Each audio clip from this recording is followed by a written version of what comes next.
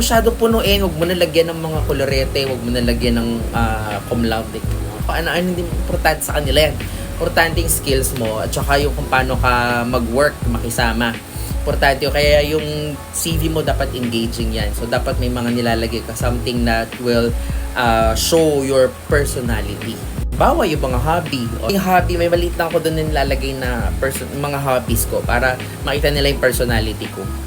So, yun yung ibig sabihin ng CV. Parang nag-apply ka lang. Kaya lang, it has to be more specific doon sa target mo na trabaho, di ba? Siyempre naman nag-a-apply ka ng admin pero ang nakalagay social media manager, di ba? So, ngayon, whether nag-a-apply ka sa isang agency or sa isang kliyente, dapat naka-tailor fit is the word. Dapat naka-tailor fit yan doon sa gusto mong applyan, di ba? Siyempre, kung ako'y kliyente, tatama rin naman ako mag-CVing binabasa ko, hindi naman fit doon sa gusto kong position, di ba?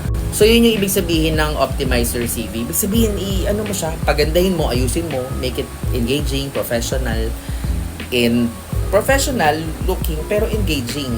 Gets nyo? Yung social media manager di ba?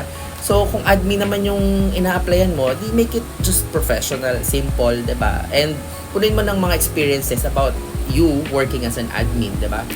Or if you are a bookkeeper, if you are a nurse, kagaya ko, may mga opportunities din sa nurses. So, ayusin mo siya as i-tailor fit mo sa application mo. So, yun. So, sa part 2 ng video, puntahan nyo na lang, is how to optimize your social media. If you are interested sa mga video ko at natulungan ka, i-follow mo lahat ng social media. Sige na. Dami mo natututunan sa akin pero hindi ka nag-subscribe.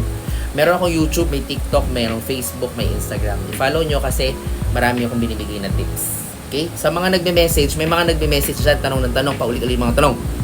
Libre na nga eh. Galit.